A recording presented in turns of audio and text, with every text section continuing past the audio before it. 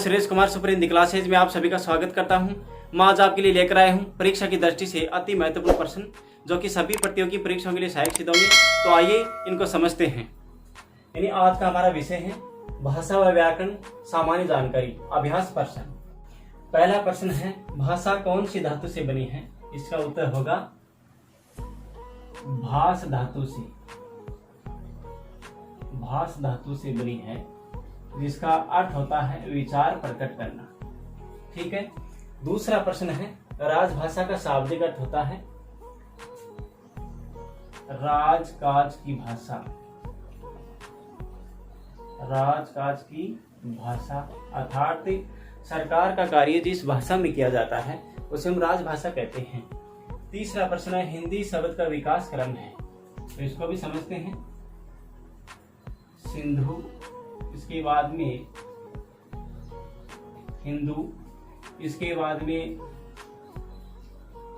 हिंद जोड़ बड़ी ई, इसके बाद में इसका सही रूप हिंदी। ठीक है। तो देखो, फारस के जो लोग हैं यानी ईरान के जो लोग हैं स का उच्चारण है करते थे और ध का उच्चारण द करते थे।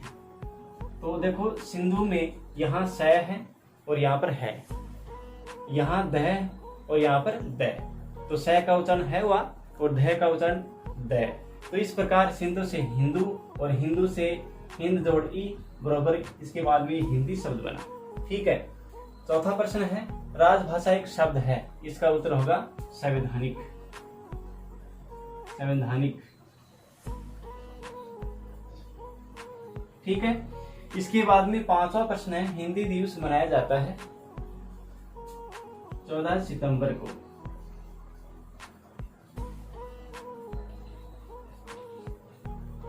इसके बाद में देवनागरी लिपि के अन्य नाम है, तो इसको हम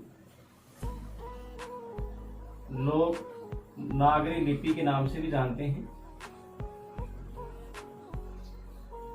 इसको हिंदी लिपि भी कहते हैं।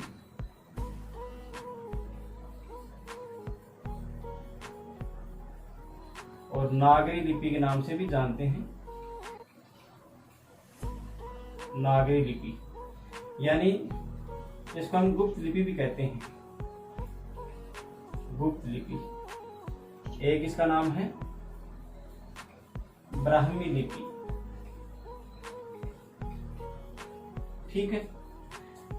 सातवां प्रश्न है, देवनागरी लिपि लिखी जाती थी, इसका उत्तर होगा बाईं ओर से दाईं ओर। ठीक है। आठवां प्रश्न है, हिंदी किस भाषा परिवार की भाषा है? इसका उत्तर होगा भारोपीय परिवार। ठीक है। नेक्स्ट प्रश्न है, हिंदी भाषा का जन्म कौन सी भाषा से हुआ? इसका उत्तर होगा सौरसेनी अपभ्रंश, यानी ये अपभ्रंश का ही एक रूप है, इससे हिंदी भाषा का विकास हुआ। इसके बाद में अगला प्रश्न है, हिंदी भाषा किस लिपि में लिखी जाती है? इसका उत्तर होगा देवनागरी लिपि में। देवनागरी लिपि में लिखी जाती है। इसके बाद में अगला प्रश्न है, वर्तमान हिंदी का प्रचलित रूप होगा, ये होगा खड़ी बोली। खड़ी बोली। इसके बाद में नेक्स्ट प्रश्न है, भारतीय संविधान में किन अनुच्छेदों में राजभाषा संबंधी प्रावधान है? अनुच्छेद 343 से 351 तक प्रावधान है। ठीक है। इसके बाद में जगत जननी भाषा है, इसका उत्तर होगा संस्कृत, यानी ये मूल भाषा है। सभी भाषा इस भाषा से ही निकली है, ये मूल भाषा है। ठीक है। तो ये हो गई अपनी जगत जननी भाषा। इसके बाद में नेक्स्ट प्रश्न है, भारतीय संविधान की 8वीं अनुसूची में कितनी भाषाओं का उल्लेख किया गया है? इसका उत्तर होगा 22 भाषाओं का उल्लेख किया गया है। ठीक है। नेक्स्ट प्रश्न है, किस तिथि को हिंदी को राजभाषा बनाने का निर्णय लिया गया? इसका उत्तर होगा 14 सितंबर 1949 ईस्वी को। ठीक है। इसके बाद में हिंदी भाषा का विकास क्रम क्या है? विकास क्रम होगा संसार की जगत जननी भाषा संस्कृत। इसके बाद में पाली भाषा का विकास हुआ। इसके बाद में प्राकृत। इसके बाद में अपभ्रंश और इसके बाद में सौर श्रेणी और इसके बाद में हिंदी भाषा का विकास क्रम माना जाता है। ठीक है। इसके बाद में अगला प्रश्न है, देवनागरी लिपि का सही विकास क्रम क्या है? तो एक बार मैं इसको मिटा देता हूं।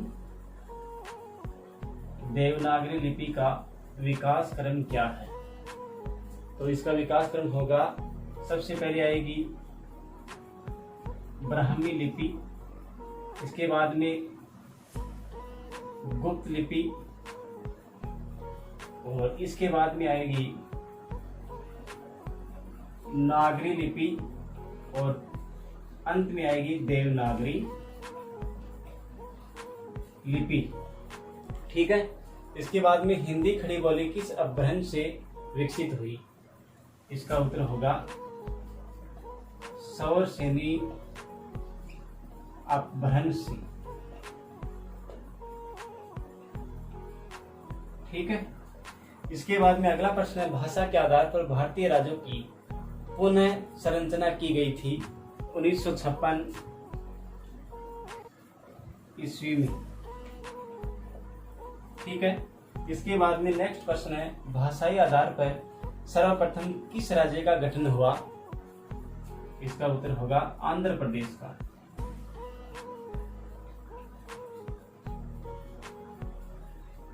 ठीक है।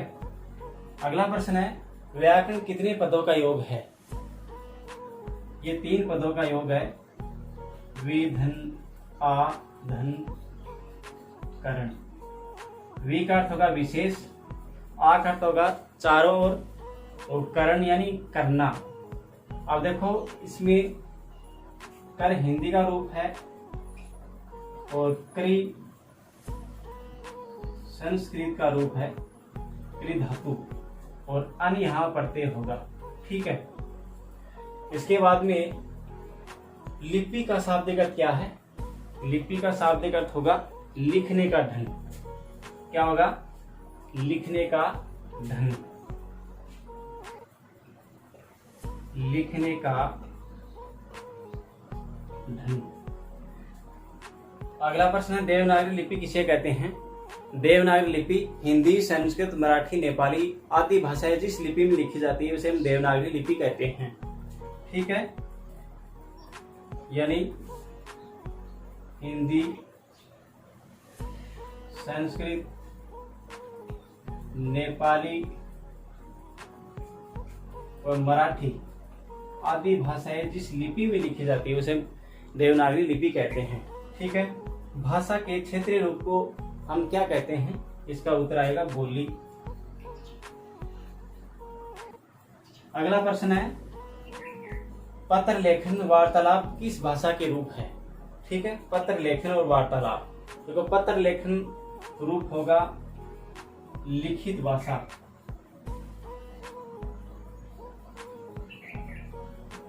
ठीक है।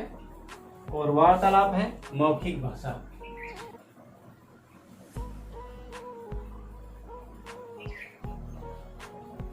ठीक है। तो प्रिय विद्यार्थियों, आज की क्लास हमारी यहीं समाप्त होगी। इन प्रश्नों का आप ध्यान से समझें ताकि आपके समझ में आ सके। जय हिंद, जय भारत।